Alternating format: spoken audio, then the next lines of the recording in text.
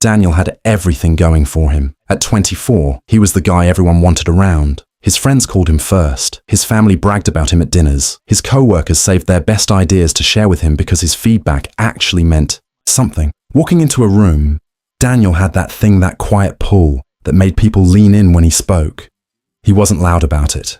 He didn't demand attention. It just happened naturally, and then, slowly, it stopped. Not overnight. Not with a single moment he could point to. Just a gradual, quiet fading. There's nothing left, like a phone signal dropping bar by bar until one day you look down and the friends who used to text him just to talk now only reached out when they needed something. The family members who once listened closely now nodded politely while scrolling through their phones. The co-workers who used to value his input now talked over him in meetings like his words were filler between more important sentences. Daniel noticed. Of course he noticed.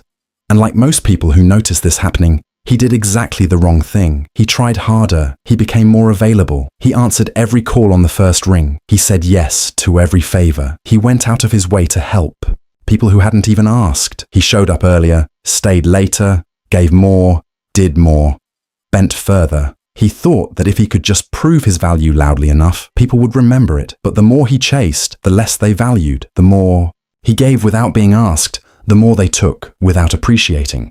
The more desperate his effort became, the more invisible he felt. And one night, sitting alone in his apartment after cancelling his own plans to help a friend who didn't even send a proper thank you, Daniel asked himself a question that changed everything. When did I stop being someone people respected and become someone people just used? That question had an answer, and the answer wasn't comfortable. This happens to men, women, and everyone in between, though it often wears different masks. The person who always drives, the one who always listens, the one who always makes time. The shape changes, the pattern doesn't. Reason 1, you trained people how to treat you. Here is the truth. Nobody tells you about how people assign value. People don't decide how much to value you based on who you are. They decide based on the patterns you show them over time. And Daniel, without realizing it, had been teaching the people around him a very specific lesson for a very long time.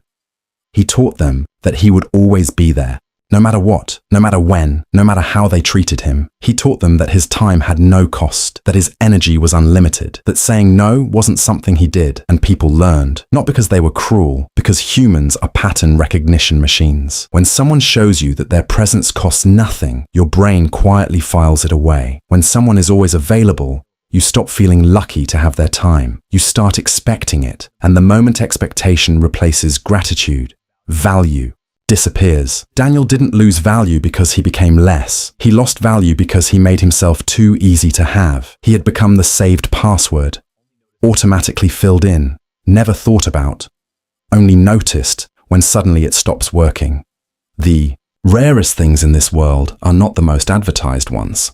They are the ones that are hardest to reach, and Daniel had quietly removed every barrier between himself and everyone around him, then wondered why nobody treated him like something worth protecting. Reason 2, familiarity, quietly erased you. There is a psychological principle that almost nobody talks about in the context of personal relationships. It is called hedonic adaptation, and it is brutal. Hedonic adaptation means that the human brain, over time, stops responding to things that stay constant. A new car feels amazing for 3 weeks. Then it's just your car. A raise feels incredible for a month.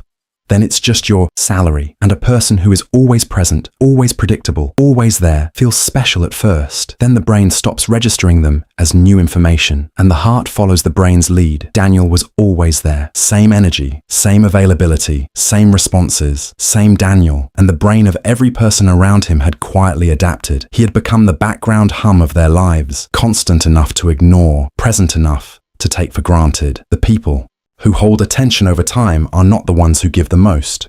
They are the ones who remain slightly unpredictable, slightly hard to fully read. They have depth that hasn't been fully explored yet. And that unexplored depth keeps people curious, keeps people leaning in, keeps people valuing the access they do get.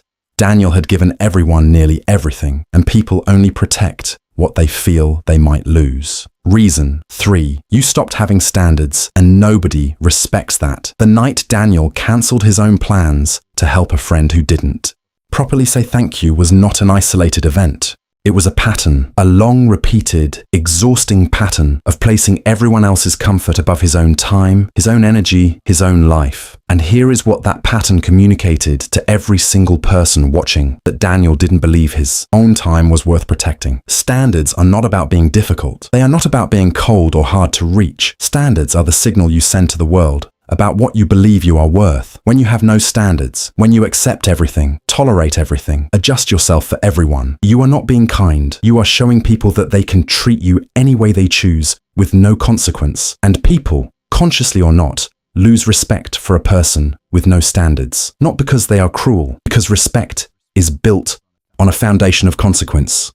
When there is no consequence for taking someone for granted, the taking never stops. The people in your life who command the most respect are not the most agreeable ones. They are warm but firm, generous but boundaried, present but not desperate. They help because they choose to, not because they are afraid of what happens if they don't. That difference in energy is felt by everyone around them, and it changes everything. Daniel had been agreeable for so long that he had forgotten what he actually wanted, what he actually thought, what he would actually refuse, and people had noticed that emptiness before he had. Reason 4, you were watering dead plants and calling it loyalty. Not everyone in your life deserves the version of you that you are giving them. Daniel had 3 friends he had known since school. He called them his closest people. But if he sat down and looked honestly at the last 12 months, the picture was uncomfortable. He initiated almost every conversation. He remembered their birthdays, their problems, their goals. He checked in during their hard moments. He celebrated their wins louder than they ever celebrated his. And they received all of it comfortably. Without reciprocating, this is what watering dead plants looks like.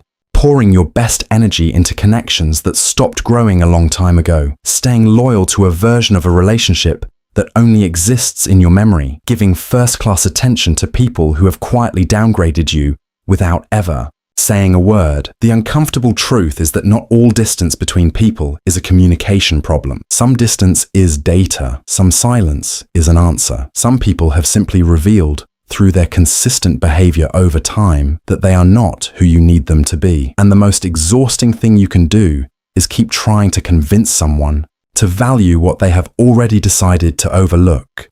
How to fix it. The real way, not the comfortable way. Daniel's turning point was not dramatic. There was no confrontation, no speech, no burning of bridges. It started with one moment. His co-worker Marcus texted on a Saturday afternoon asking Daniel to review a full presentation before Monday. It was the 4th time in 2 months. Marcus never offered anything in return. Never. Acknowledged the effort. Just sent the file and assumed. Daniel stared at the message for 10 seconds. Do I actually want to do this? Or am I just performing availability? For the first time in longer than he could remember, he typed back, I can't this weekend. Good luck with it. His hands were slightly unsteady when he pressed send. He waited for something to go wrong. Nothing did. Marcus figured it out, and something small but real shifted inside Daniel in that moment. The realization that the world did not collapse when he chose himself. He started doing it more, not as a game, not to seem important, but because he had actual things to do that mattered to him. He picked up an old interest he had dropped 2 years ago. He started waking up with a direction that was his and nobody else's.